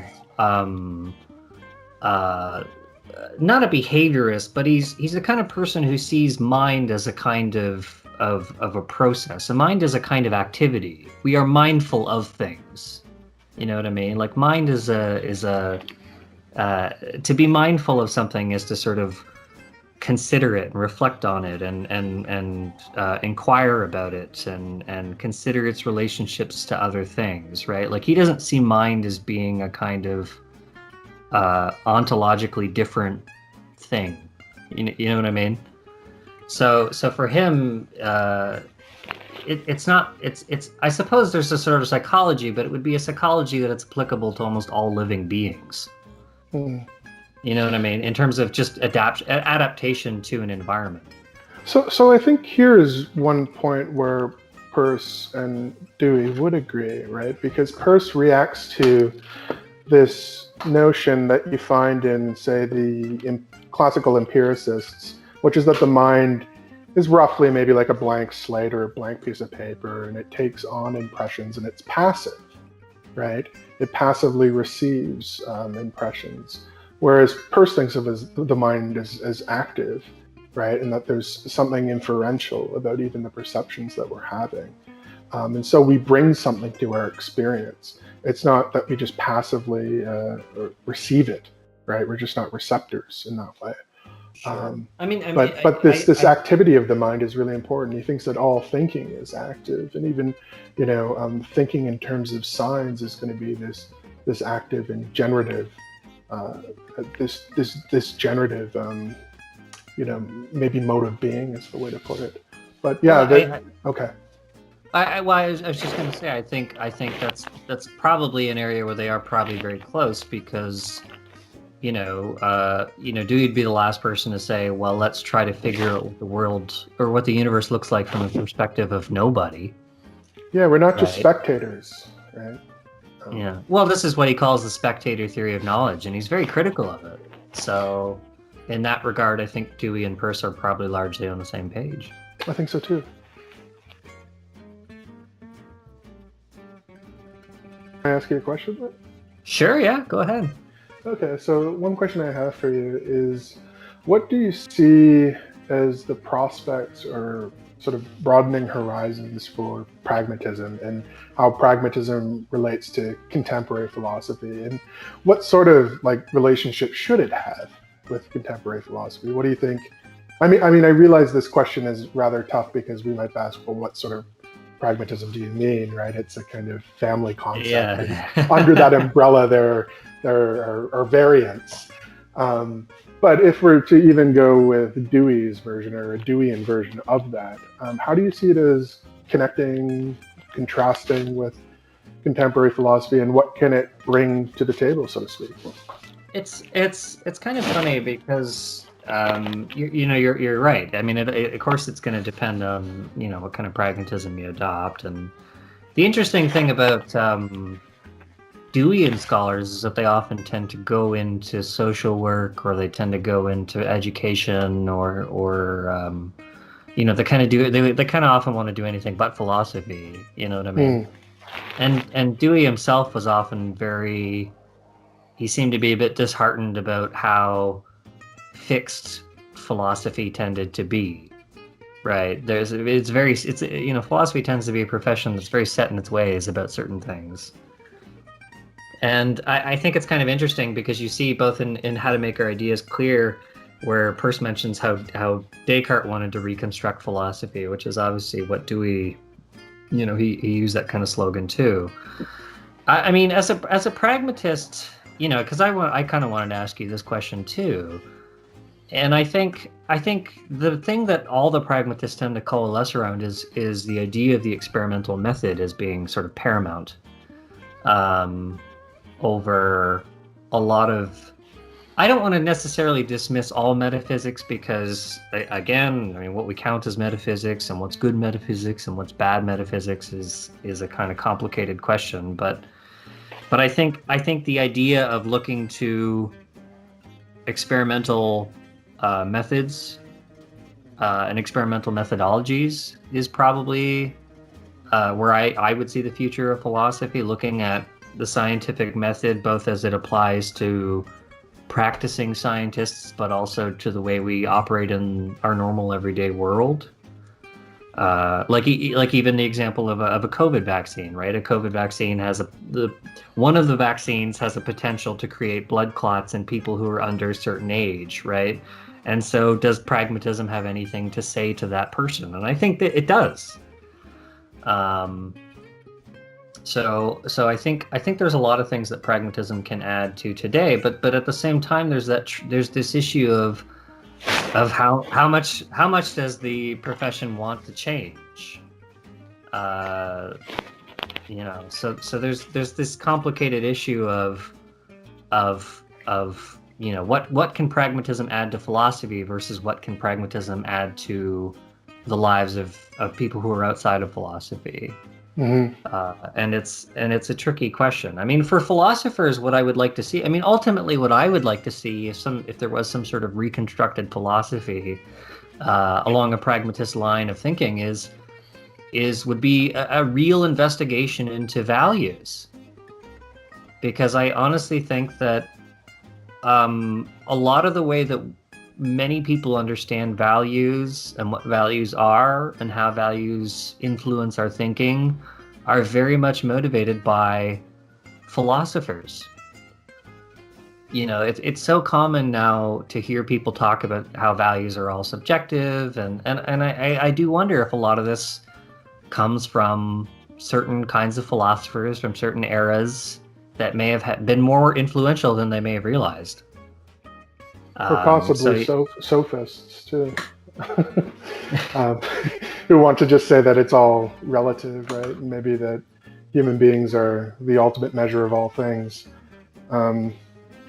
Yeah, you make some good points there, especially with these sort of concrete situations and what a pragmatic philosophy or pragmatism could do to help resolve some of those. I mean, just thinking of COVID-19, there's many people who say that it's just a flu, right? And I'm not sure whether they mean that they're talking about the effects of it or whether they mean it's just a flu. And if they mean it's influenza, well, the pragmatists could start thinking about, are all the conceivable effects the same? Is influenza the same as a coronavirus?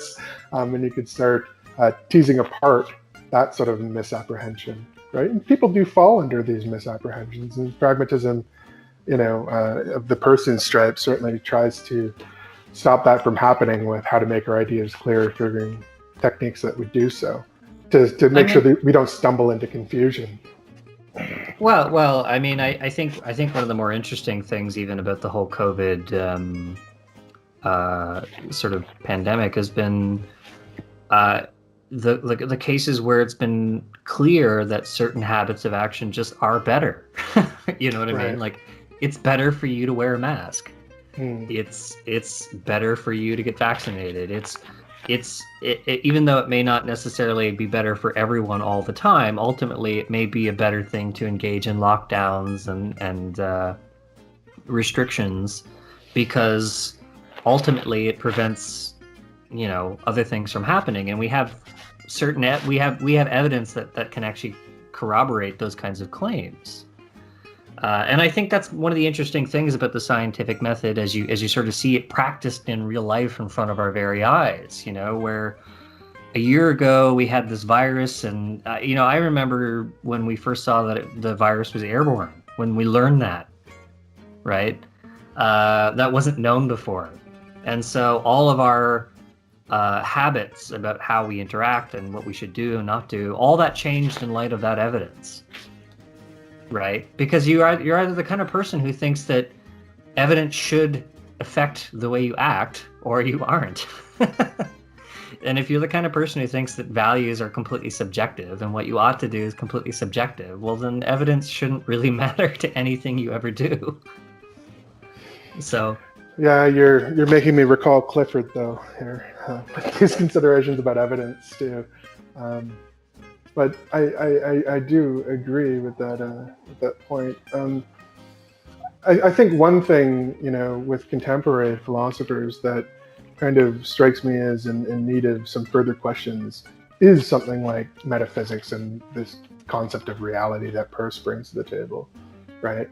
Which is not one that's so simple.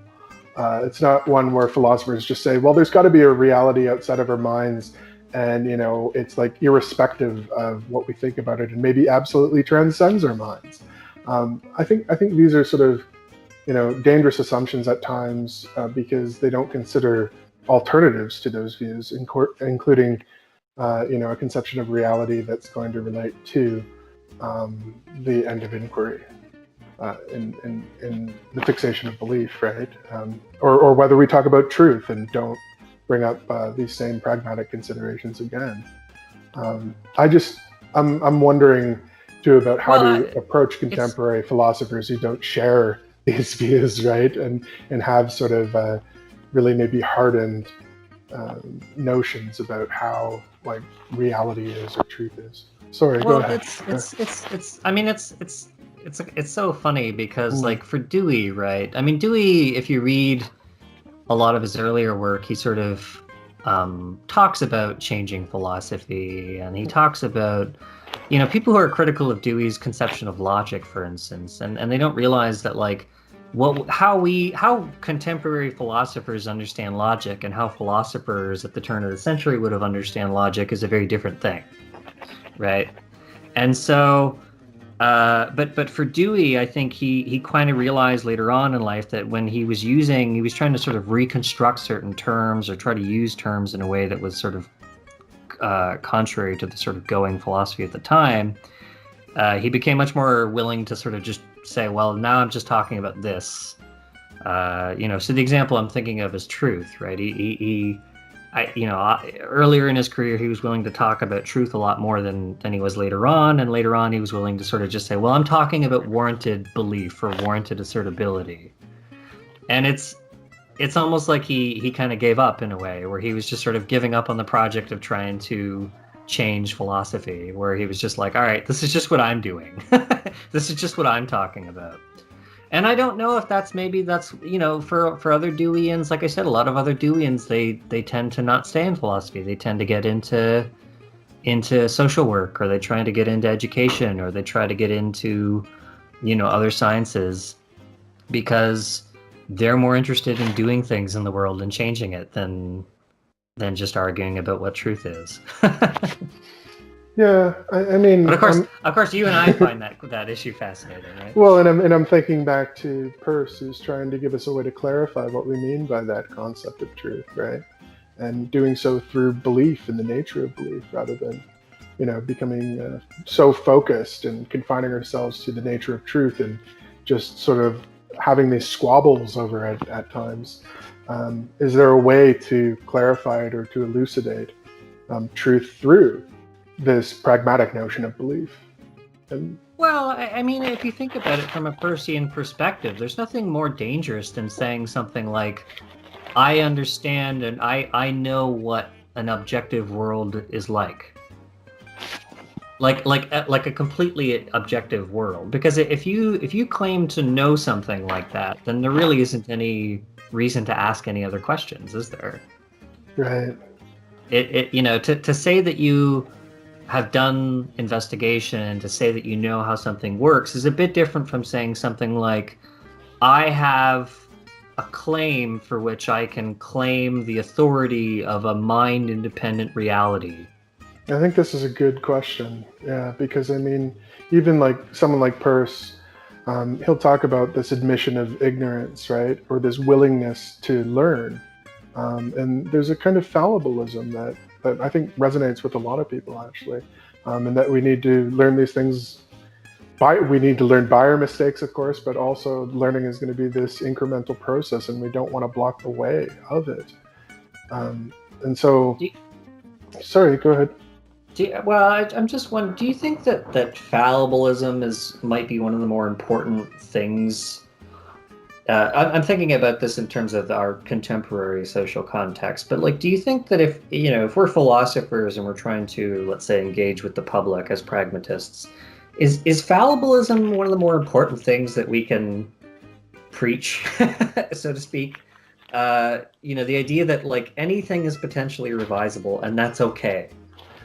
So maybe this is about scientific literacy too, right? Because I mean, if you and I were to ask scientists about how they approach any sort of a problem or phenomenon, right? They're going to talk about the hypotheses that they hold, and that the knowledge that they think they have is going to be provisional, or whatever supposed discoveries they make are going to be provisional. Now, I think a lot of non-scientists, lay people, sometimes even suppose that, since scientists have a different view of this now, like even when it comes to, say, you were talking about in the context of viruses, right, and what we've learned with face masks or not wearing face masks. I mean, the knowledge that we supposedly gain there is going to be provisional or have a sort of tentative status. I think people might not realize that the reason we put our sort of faith in science is a scientific process and a scientific method, and it's that method or process by which we could gain, what we would call maybe in the end knowledge, or our most sort of informed views. We might even call it evidence-based. Well, it's interesting. Yeah. Okay. Because well, it's interesting because again, just feeding on to the mask example, the politicians have been able to say, well, you said we shouldn't wear masks before, and now you say we should. You've been wrong. Now you've been wrong again, and it's like, well, they were wrong, but that's not the point. The point is that they're revising because of the method, right? Well, and they'll unfortunately, like some popular or everyday minds will just say, well, they're flip-flopping, right? Yeah. And now we can't trust them. But that's, I think, to mistake or to be mistaken about what the scientific method is or a scientific approach to things. And I think scientific literacy is something that's quite important, and that people might have a mistaken notion of what science is. For a lot of people, the pandemic is kind of an eye-opener about both what science can do and what it can't do. Yeah, there's questions too about the sort of science and disseminating information and the scientific like as a set of professionals or something like this, and trying to interact with the public, if not give them the information they need to make good decisions. There's that aspect to it, but again, like I would want to, at least in some points, bring it back to this idea of like the scientific approach, scientific method, and understanding what that is, and how we need to be fallibilists because of it, because we can't just sort of guarantee whatever discovery or results we reach. Do you think that the concept of truth is kind of has it outlived its usefulness in the age of science? So, I mean, if we're going to clarify truth in terms of reaching a state that's unassailable by doubt, I want to push all our real doubts to the limit, and whatever scientists bring up, right? Even, I mean, one of the things about science is that I may want the world to be, in a certain state or in a certain way, but like, despite my belief, it turns out that science delivers an opposite result or something that I might not like, but I might need to accept that. I mean, and if you're scientific, I mean, the sort of idea of this open-mindedness or admission of ignorance or willingness to learn, I think really factors into it.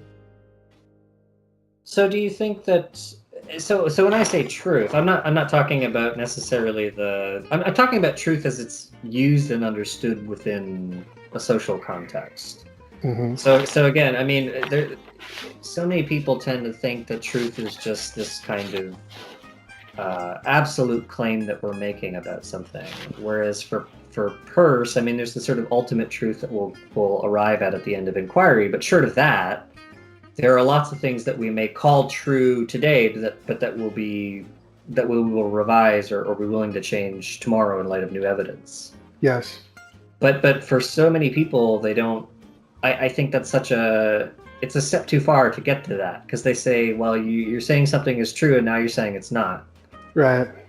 And so the question is, should we call things true now, or should we just sort of say, well, this is our best guess, or this is our most warranted answer to this question?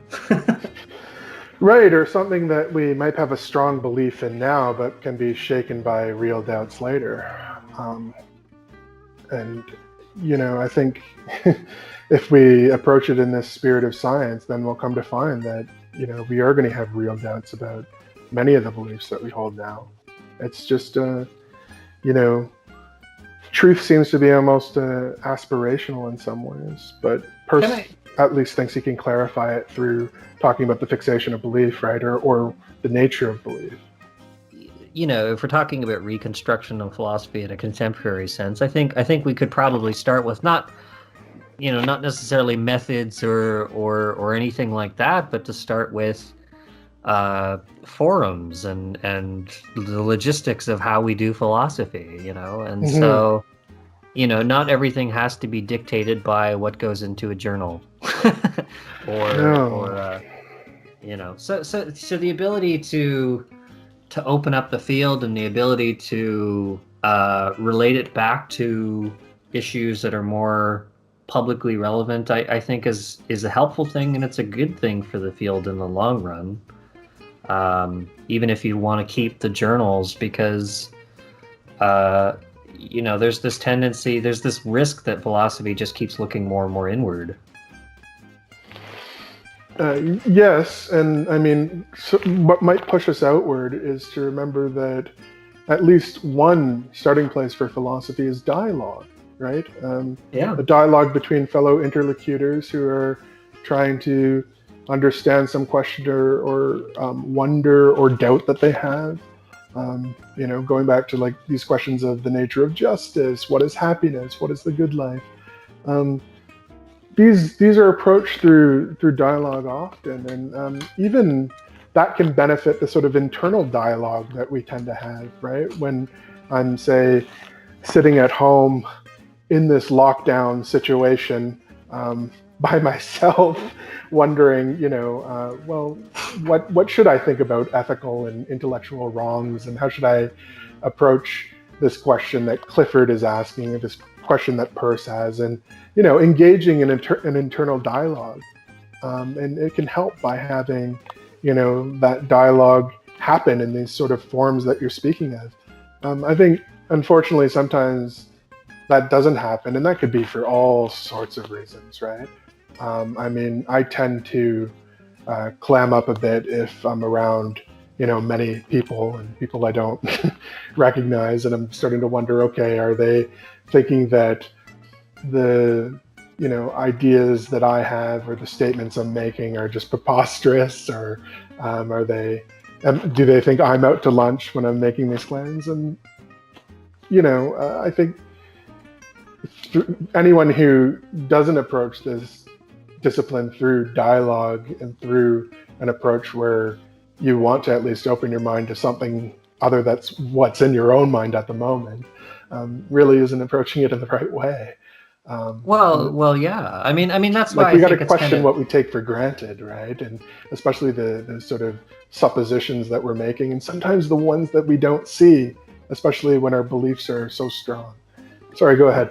Or you have such a narrow, like you work on a project for so long from one angle that you're just not seeing what could be a very obviously relevant perspective, but you're just not seeing it. But I mean, I think that's why I like the idea of something like this rather than just going to a conference or something. Or having someone over for a colloquium. It can be interesting, but it can also be really problematic because, like you said, you don't necessarily know the person. You may not necessarily be all that familiar with their work, and yet you're trying to have some sort of meaningful dialogue that you're trying to do in like the span of 2 minutes as you kind of fumble through an awkward question, and maybe you get a response. And that's right. Yeah. It's not always the most effective means of doing that kind of thing, and yeah, I wonder if maybe there's a better way to do it. This could be it. Yeah. Maybe. I mean, I hope to be able to invite lots of different people to this, and to maybe really give a chance for us as perhaps a sort of regional philosophical community to kind of better understand what we're all up to and why we're doing these things and how they can be relevant in ways that we don't always see. That is definitely worthwhile. I think it's an important project. I like it in so many ways. Maybe we'll have to do another one. We'll have a pragmatist. We'll just have a pragmatist episode, and we'll have a round table. Yeah, maybe. Yeah. I'd be down for that. A virtual round table. Yeah. Yeah. Okay. Yeah. It sounds good. I mean, there's I'm even fine with people who are non-pragmatists, but yeah. I learned from them too. Well, what I'd like to do is have maybe have a grad student or someone come on and talk about their work, and then have somebody else who's not from that field at all and sort of have that conversation where that one person kind of explains, things to somebody who may not be familiar with it, but they, through a longer conversation, maybe more can come out of it. I usually find that helpful, particularly when I have to explain something to someone who doesn't know much about it, but is an intelligent person and can, ask me all kinds of questions that I might not have thought of.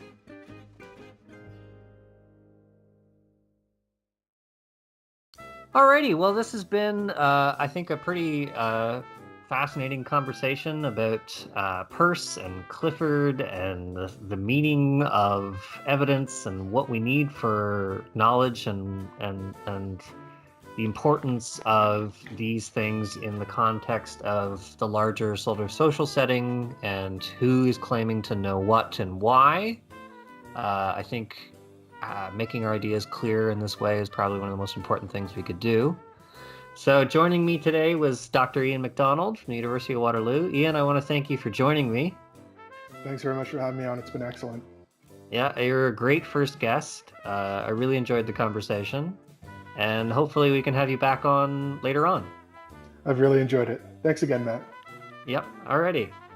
Okay, so thank you for joining us. This has been episode 1 of Reconstructing Philosophy podcast, and look forward to seeing you again. Okay, alrighty. Well, thank you. Bye-bye.